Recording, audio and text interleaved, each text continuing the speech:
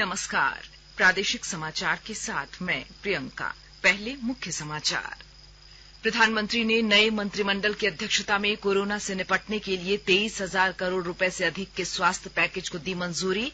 सभी जिलों में बाल चिकित्सा इकाइयां बनाने पर दिया जोर। देश में 37 करोड़ से अधिक कोविड के टीके लगाए गए। राज्य के 4 जिले हुए कोरोना मुक्त। जैक बोर्ड ने मैट्रिक और इंटरमीडिएट परीक्षा 2021 के परिणाम तैयार करने के लिए ग्रेस मार्क्स देने का किया प्रावधान। और केंद्रीय प्रत्यक्ष कर बोर्ड सीबीडीटी ने पहली तिमाही में 17 लाख करदाताओं को 37,050 करोड़ रुपए से अधिक का रिफंड किया जारी। और समाचारों से पहले एक जरूरी संदेश। देश भर में 18 वर्ष से अधिक आयु के सभी लोगों के लिए सरकारी केंद्रों में निःशुल्क टीकाकरण अभियान चलाया जा रहा है। हमारे युवा श्रोताओं से अपील है कि वे कोविड रोधी टीका जरूर लगवाएं और दूसरों को भी इसके लिए प्रेरित और सहयोग करें।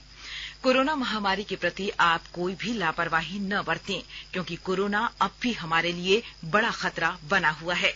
जब तक आवश्यक न हो, घर से बाहर न निकलें और इन आसान उपायों का पालन करें।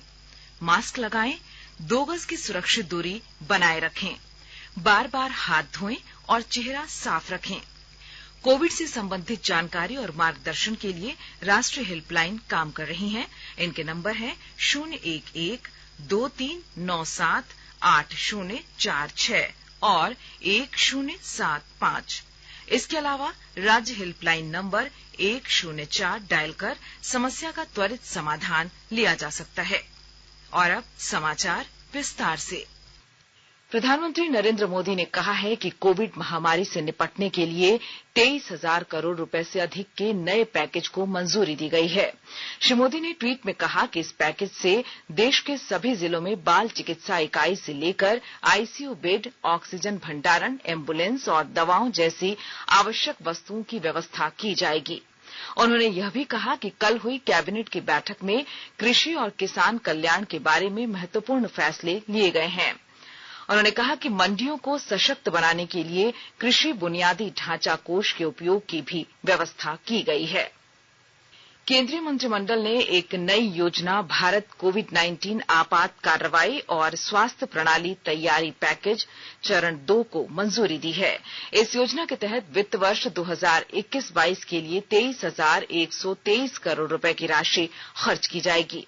मंत्रिमंडल की बैठक के बाद केंद्रीय स्वास्थ्य मंत्री मनसुख मांडविया ने बताया कि इस योजना का उद्देश्य स्वास्थ्य प्रणाली की तैयारी को तेज करना है, ताकि रोग का जल्द पता लगाकर उसका प्रबंधन, उसकी रोकथाम के उपाय किए जा सकें। इस पैकेज में बच्चों की देखभाल के उपाय भी शामिल किए गए हैं, ताकि इस दिशा में ठोस परिणाम हासिल की जा सके। उन्होंने कहा कि दूसरे चरण के उपाय इस वर्ष 1 जुलाई से 31 मार्च 2022 तक लागू किए जाएंगे। इस कार्यक्रम में केंद्र और राज्यों की हिस्सेदारी होगी। उन्होंने बताया कि इस परियोजना में केंद्र की हिस्सेदारी 15,000 करोड़ रुपए और राज्यों की हिस्सेदारी 8,123 करोड़ रुपए होगी। प्रधानमंत्री नरेंद्र मोदी ने कोरोना से बचाव के नियमों के उल्लंघन पर चिंता व्यक्त की है। कल हुई मंत्रिमंडल की बैठक में श्री मोदी ने मंत्रियों से कहा कि पिछले कुछ दिनों से भीड़भाड़ वाले स्थानों पर बिना मास्क और सुरक्षित दूरी के घूम रहे लोगों की तस्वीरें और वीडियो सामने आ रहे हैं। उन्होंने कहा कि यह सुखद दृश्य नहीं है और इससे भय का माहौल पैदा होता है। प्रधानमंत्री ने कहा कि ऐसे समय में लापरवाही या कोताही नहीं होनी चाहिए। उन्होंने आगाह किया कि एक भी गलती के दूरगामी परिणाम होंगे और कोविड पर काबू पाने की लड़ाई कमजोर पड़ जाएगी। श्री मोदी ने कहा कि हाल के महीनों में संक्रमण में कमी आने से लोग बाहर निकलना चाहते हैं, लेकिन सबको याद रखना चाहिए कि कोविड का खतरा अभी टला नहीं है। कई अन्य देशों में संक्रमण में बढ़ोतरी देखी जा रही है और वायरस का रूप भी बदल रहा है। राष्ट्रव्यापी टीकाकरण अभियान के अंतर्गत अब तक लगभग 37 करोड़ टीके लगाए गए। स्वास्थ्य मंत्रालय ने बताया कि कल एक दिन में 36,08,000 का टीकाकरण किया गया।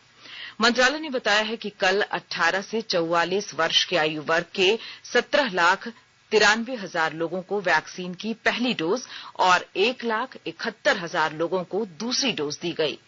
देश में स्वस्थ होने की दर 97.18% हो गई है।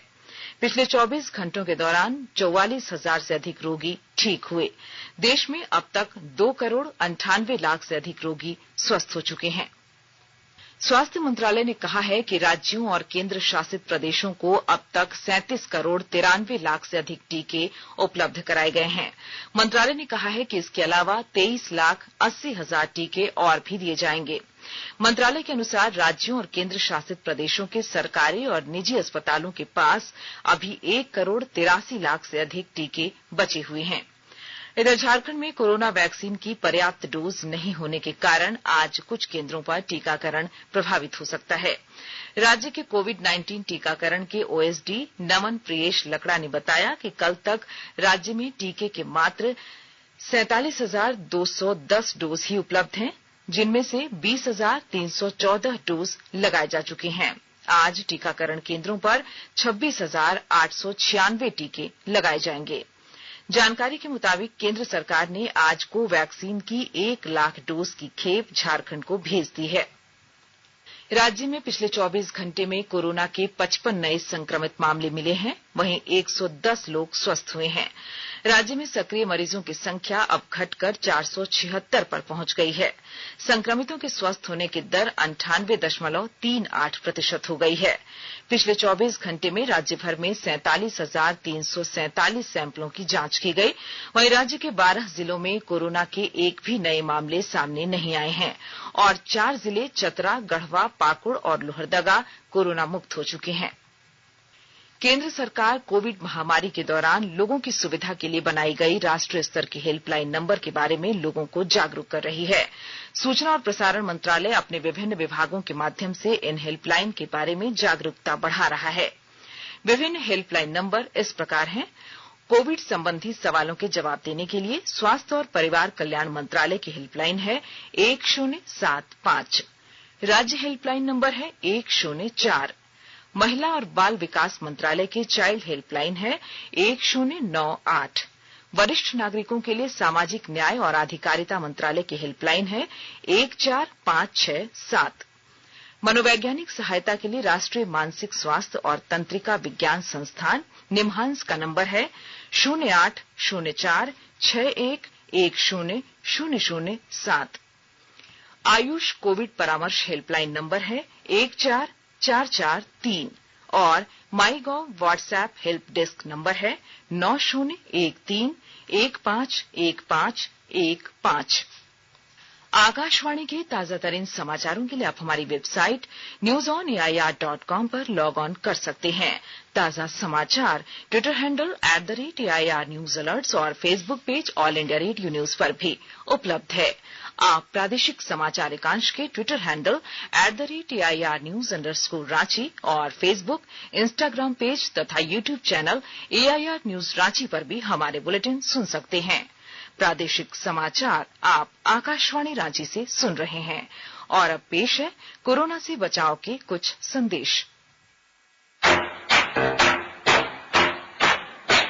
चलो मिलकर एक शुरुआत करें, चलो एक फैसला आज करें, मास्क नहीं तो टोकेंगे, कोरोना को रोकेंगे, चलो एक वादा करते हैं, चलो कुछ वादा करते हैं, मास्क नहीं तो टोकेंगे, कोरोना को रोकेंगे। भारत सरकार द्वारा जनहित में जारी। कोविड-19 से बचाव और सुरक्षित रहने के 3 उपाय। मास्क लगाएं, 2 गज दूरी है जरूरी, सुरक्षित दूरी रखें, हाथ और मुंह साफ रखें। प्रादेशिक समाचार में आपका फिर स्वागत है। झारखंड एकेडमिक काउंसिल जैक ने मैट्रिक और इंटरमीडिएट परीक्षा 2021 के परिणाम तैयार करने के लिए ग्रेस मार्क्स देने का प्रावधान किया है। जैक बोर्ड ने सभी स्कूलों से 13 जुलाई तक आंतरिक मूल्यांकन और प्रायोगिक परीक्षा के अंक पोर्टल पर अपलोड करने के निर्देश जारी किए थे। इन सभी अंकों को देखते हुए जैक ने कक्षा 9 और 11वीं में छठे विषय में औसत अंक देने की प्रावधान को मंजूरी दे दी है। जैक ने अपने प्रस्ताव में उन विद्यार्थियों को 5 अंकों का ग्रेस मार्क्स भी देने का प्रावधान किया है जो 9वीं और 11वीं के एक विषय में अनुत्तीर्ण रहे हैं। जैक बोर्ड के अध्यक्ष डॉक्टर अरविंद प्रसाद सिंह ने बताया कि इन सब प्रावधानों के अनुरूप जैक बोर्ड इस माह के अंत तक बोर्ड परीक्षा के परिणाम घोषित कर देगा। कोडरमा गया रेलखंड पर ट्रेनों की रफ्तार बढ़ाने की तैयारी है। इसे लेकर ट्रैक की मरम्मत का काम जोर शोर से किया जा रहा है। ब्यौरे के साथ हमारे संवाददाता। कोडरमा गया रेलखंड के ग्रैंड कोर्ट सेक्शन पर ट्रेन की रफ्तार बढ़ाने को लेकर तैयारी तेज हो गई है। 2024 तक इस रेलखंड पर हावड़ा से लेकर नई दिल्ली तक ट्रेनों का परिचालन 160 किलोमीटर प्रति घंटे की रफ्तार से किया जाएगा। इसे लेकर कोडरमा के गजहंडी में पिछले कई दिनों से रेलवे ट्रैक पर पुराने पत्थरों को हटाकर मशीन के जरिए नए पत्थर लगाए जा रहे हैं ताकि पटरी दुरुस्त हो सके। इस काम के लिए हावड़ा दिल्ली मेन लाइन पर प्रतिदिन 3 घंटे का मेगा ब्लॉक लिया जा रहा है। पूर्वी और पश्चिमी केबिन में पुराने लीवर पैनल को भी बदलकर केंद्रीय युक्त लीवर पैनल लगाए जाएंगे ताकि मैनुअल काम करने वाले रेल कर्मियों की निर्भरता कम हो सके। गजेंद्र बिहारी सिन्हा, आकाशवाणी समाचार, कोडरमा। केंद्रीय मंत्रिमंडल ने कृषि बुनियादी ढांचा कोष के अंतर्गत वित्त पोषण सुविधा की केंद्रीय क्षेत्र योजना में संशोधन को मंजूरी प्रदान कर दी है। केंद्रीय कृषि मंत्री नरेंद्र सिंह तोमर ने कहा कि कृषि उपज मंडी समिति एपीएमसी को कृषि बुनियादी ढांचा कोष से 1 लाख करोड़ रुपए का इस्तेमाल करने की अनुमति होगी, जिसकी घोषणा आत्मनिर्भर भारत पैकेज के अंतर्गत की गई थी। श्री तोमर ने कहा कि यह निर्णय किसानों के कल्याण के लिए नरेंद्र मोदी सरकार की प्रतिबद्धता को दोहराता है। उन्होंने कहा कि अब पात्रता का विस्तार राज्य एजेंसियों, राष्ट्रीय तथा राज्य सहकारी समितियों के परिसंघों, किसान उत्पादक संगठनों के परिसंघों, एफपीओ तथा स्वयं सहायता समूहों के परिसंघों तक किया गया है। रक्षा मंत्रालय ने कर्मचारियों को पेंशन का भुगतान करने के लिए एकीकृत ऑटोमेशन प्रणाली स्पर्श शुरू की है। किसी भी तरह की बाहरी मध्यस्थता के बगैर पेंशन के पैसे सीधे लाभार्थियों के बैंक खातों में भेज दिए जाते हैं। रक्षा मंत्रालय ने कहा है कि इस पोर्टल पर पेंशन भोगी अपनी पेंशन से संबंधित सभी जानकारी प्राप्त कर सकते हैं, पेंशन से संबंधित सभी सेवाओं का लाभ उठा सकते हैं और यदि इस बारे में कोई शिकायत हो तो उसे भी दर्ज करा सकते हैं। स्पर्श प्रणाली के जरिए पेंशन के भुगतान के लिए रक्षा मंत्रालय ने सार्वजनिक क्षेत्र के 2 बैंकों, पंजाब नेशनल बैंक और भारतीय स्टेट बैंक के साथ करार किया है। ये दोनों बैंक स्पर्श के सर्विस सेंटर के रूप में काम करेंगे। केंद्रीय प्रत्यक्ष कर बोर्ड सीबीडीटी ने इस साल 1 अप्रैल से 5 जुलाई के बीच 17,92,000 करदाताओं को 37,050 करोड़ रुपए से अधिक का रिफंड जारी किया। भारतीय आयकर विभाग ने एक ट्वीट में कहा है कि 16,89,000 से अधिक मामलों में 10,408 करोड़ रुपए का रिफंड जारी किया गया। इसके अलावा 1,03,000 से अधिक मामलों में 26,642 करोड़ रुपए का कॉर्पोरेट टैक्स रिफंड दिया गया। जापान में ओलंपिक खेलों के आयोजन को ध्यान में रखते हुए कोविड संक्रमण से बचाव के लिए राजधानी टोक्यो में 2 सप्ताह से पहले आपातकाल लागू कर दिया गया है। प्रधानमंत्री योशिहिदे सुगा ने बताया कि आपातकाल 22 अगस्त तक प्रभावी रहेगा। आकाशवाणी समाचार के ओलंपिक क्विज में देश के हर कोने के श्रोता भाग ले रहे हैं। ओलंपिक क्विज में भाग लेने के लिए शाम 7:20 पर प्रसारित होने वाला स्पोर्ट्स स्कैन कार्यक्रम सुनते रहें। और अब अखबारों की सुर्खियां। राज्य से प्रकाशित होने वाले सभी अखबारों ने प्रधानमंत्री नरेंद्र मोदी की नए मंत्रिमंडल की पहली कैबिनेट बैठक में 23,000 करोड़ रुपए से अधिक के स्वास्थ्य पैकेज की मंजूरी की खबर को प्रमुखता से प्रकाशित किया है। प्रभात खबर ने जैक बोर्ड द्वारा 9वीं और 11वीं के छात्रों के लिए ग्रेस मार्क्स के प्रावधान की खबर को पहले पन्ने पर जगह दी है। दैनिक भास्कर ने रिम्स में ब्लैक फंगस के मरीज का पहला सफल ऑपरेशन की खबर को पहली सुर्खी बनाया है। दैनिक हिंदुस्तान ने जिला शिक्षण और प्रशिक्षण संस्थानों में 288 नए लेक्चरर की नियुक्ति की खबर को पहले पेज पर प्रकाशित किया है। दैनिक जागरण ने राज्य के मेडिकल और नर्सिंग के छात्रों को स्थायी नौकरी में प्राथमिकता देने की खबर को पहले पन्ने पर प्रकाशित किया है। रांची एक्सप्रेस ने राज्य सरकार द्वारा 26 बच्चों को दिल्ली से मानव तस्करों से मुक्त कराने की खबर को प्रमुखता से प्रकाशित किया है।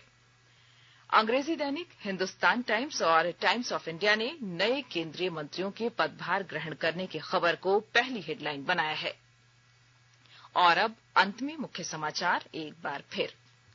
प्रधानमंत्री ने नए मंत्रिमंडल की अध्यक्षता में कोरोना से निपटने के लिए 23,000 करोड़ रुपए से अधिक के स्वास्थ्य पैकेज को दी मंजूरी। सभी जिलों में बाल चिकित्सा इकाइयां बनाने पर दिया जोर। देश में 37 करोड़ से अधिक कोविड के टीके लगाए गए। राज्य के 4 जिले हुए कोरोना मुक्त। जैक बोर्ड ने मैट्रिक और इंटरमीडिएट परीक्षा 2021 के परिणाम तैयार करने के लिए ग्रेस मार्क्स देने का किया प्रावधान। और केंद्रीय प्रत्यक्ष कर बोर्ड सीबीडीटी ने पहली तिमाही में 17 लाख करदाताओं को 37,050 करोड़ रुपए से अधिक का रिफंड किया जारी। इसके साथ ही आकाशवाणी रांची से प्रादेशिक समाचार का ये बुलेटिन समाप्त हुआ। नमस्कार। घर में रहिए, सुरक्षित रहिए और सुनते रहिए आकाशवाणी।